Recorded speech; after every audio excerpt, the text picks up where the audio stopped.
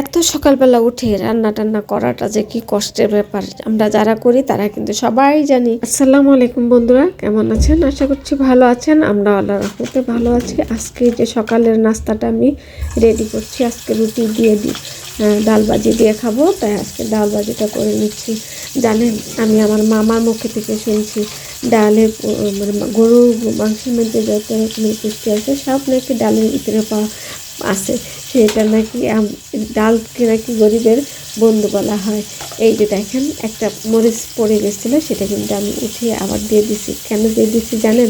আমি কিন্তু ফেলে দিতে পারতাম, কিন্তু ফালাই নেই। কারণ হচ্ছে রাত্রে একবার শোয়ার আগে চুলাটা কিন্তু আমি পরিষ্কার করে শুয়েছি, আবার রান্না বসার আগে কিন্তু আবার একটু এটাকে পরিষ্কার করে নিয়েছি। আমি জানি রান্নার সময় নাড়াচাড়া করতে বা এটা দিতে কোনো কিছু দিতে গেলে একটা দুইটা দিক সেদিক পড়বে, এটা যেন আমরা নষ্ট না করে সেটা যেন কাজে লাগাতে পারি। সেই জন্যই কিন্তু আবার পরিষ্কার চুলার উপর অংশটুকু পরিষ্কার করে তারপরে রান্নাটা চড়াই।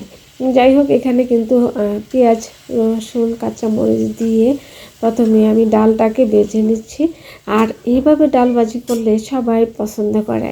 আর এই পর্যন্ত যারা খেয়েছে আমার হাতের এরকম ডাল ভাজি, তারা সবাই পছন্দ করেছে এবং মানে খুবই একটা সুস্বাদু ডাল ভাজি বলে আমাকে এটা খেতে চায় আমার কাছ থেকে প্রায় সময় বন্ধুরা। তবে আপনারা দেখতে পারেন ট্রাই করে, যারা খাননি, যেভাবে আসলে আপনাদের কাছে কেমন লাগে। ডালটা ভাজি করার সময় কিন্তু আমি এলাচ, দারচিনি আর তেজপাতাও কিন্তু সাথে দিয়েছিলাম। দিয়ে ডালটা ভাজা হয়ে গেলে এখন আমি মশলা দিয়ে দিব। ফাঁকি মশলা, হলুদ, ধনিয়া আর জিরা। এই তো আমার একটুটুকুই মশলা দেওয়া শেষ, এর চেয়ে বেশি মশলা দেওয়া লাগবে না। এখন আবার একটু ভেজে নিব। যখন ভাজা হয়ে যাবে তখন আমি সামান্য একটু পানি দিব। এটা কিন্তু ঝোল থাকবে না, একটু শুকনা থাকবে, মানে একেবারে শুকনা না, মানে কি বলবো এটাকে, একটা আছে না একদম অনেক শুকনা, সেরকমও না। আচ্ছা, হলেই আপনারা বুঝতে পারবেন। প্রথমে একটা কাঁচামরিচ দিচ্ছি, এখন আরও 2টা কাঁচামরিচ দিয়ে দিচ্ছি। কাঁচামরিচ কিন্তু বেশ ভালো লাগে ডালের সাথে, কাঁচামরিচটাই বেশ মানায়, সুন্দর একটা সেন্ট থাকে, ঝালটা মিষ্টি মিষ্টি থাকে, বেশ ভালো লাগে। এটা কিন্তু আপনি পরোটা দিয়ে, রুটি দিয়ে, ভাত দিয়ে এবং বেশ মজা লাগে, যে কোনো কিছু দিয়ে আপনি খেতে পারবেন। অতিথি আপ্যায়নও এই ডালটা পরিবেশন করা যাবে। একটু আবার একটু বেজে নিচ্ছি। বাস ভাজা হয়ে গেলেই আমি এখন এখানে সামান্য পরিমাণে পানি দিয়ে দেব। ডালটা একটু ভাজলে কি হয়, ঝরঝরা থাকে বেশি, কারণ যেহেতু আমি এটা ভুনা না, মানে শুকনো শুকনো ঝরঝরা রাখবো, সেই জন্যই আর কি বেশি করে বেজে নিচ্ছি। পানির পরিমাণটাও কম দেবো, যতটুকু আমার মনে হয় আর একটু লাগবে, আমি আর একটু পরে দিয়েছি। দিয়ে তারপরে যে সুন্দর করে নেড়ে চেড়ে লবণটা ডেকে নিয়েছি। আর এই যে এই অবস্থা, এর ভিতরে কিন্তু আমি নাড়াটাড়া কিছুই দিইনি, দিলে হয়তো ডালটা ভেঙে যেত। তো ডালগুলো আস্তে আস্তে রাখার জন্যই কিন্তু আর নাড়াটাড়া দিই। রান্নাটাও প্রায় কমপ্লিট। এখন আমি উপরে শুধু ধনিয়া পাতা দিয়ে দিব। এই তো আমার ডালের ভাজাটা হয়ে গেছে। এটা কিন্তু খেতে বেশ মজা, আপনারা একবার হলেও ট্রাই করে। রান্নার ভিডিওটা ছিল আমার সকালের, আর এখন যে আমি সোফা ক্লিনিংটা দেখাচ্ছি এটা হচ্ছে রাত 1টা বাজে। তখন আসলে বাচ্চারা পড়াশোনা করে, তো বিশেষ করে বড় বাচ্চা এবার পরীক্ষা দিবে, এসএসসি পরীক্ষা দিবে। আপনারা সবাই তার জন্য দোয়া করবেন। মোটামুটি স্টুডেন্ট হিসেবে ভালো, খারাপও না, আহামরি ভালোও না, তবে আপনাদের দোয়া আল্লাহর রহমতে হতেও পারে ভালো। তো আপনারা সবাই একটু দোয়া করবেন আমার সন্তানদের জন্য, সকল স্টুডেন্টদের জন্যই দোয়া করবেন।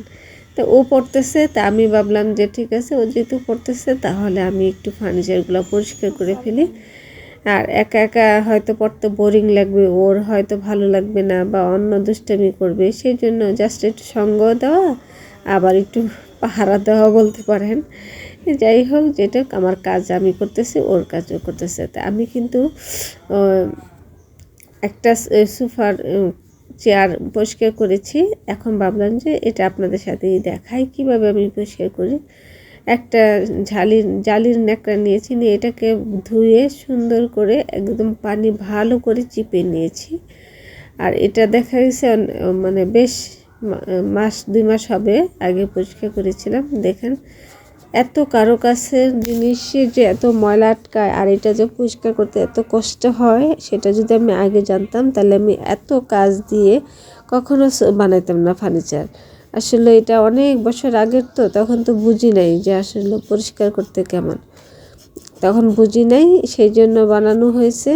আর এখন এগুলো পরিষ্কার করতে খুবই একটা মানে সময়ের ব্যাপার, আবার অনেক ধৈর্যেরও ব্যাপার। আমি কিন্তু যেইভাবে ঘষে ঘষে ঘষে ঘষে পরিষ্কার করে নিচ্ছি। হয়তো বলতে পারেন বার্নিশ নষ্ট হয়ে যাবে, আমি কিন্তু ন্যাকড়াটাকে একদম ভালো করে চিপে নিয়েছি।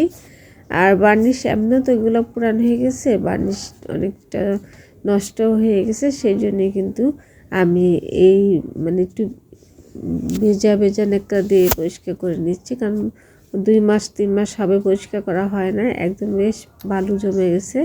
তো এটাকে যদি এভাবে পরিষ্কার না করি তাহলে এটা পরিষ্কার সহজে হবে না, দেখেই বুঝতে পারছেন। এই যে দেখেন একদম ভিতরে ভিতরে, তো আমি এভাবে পরিষ্কার করে নিব। তো আমার একটা ব্রাশ ছিল, সেই ব্রাশটা আমি এখন আর পাচ্ছি না, সেই জন্য পরিষ্কার করা হচ্ছিল না।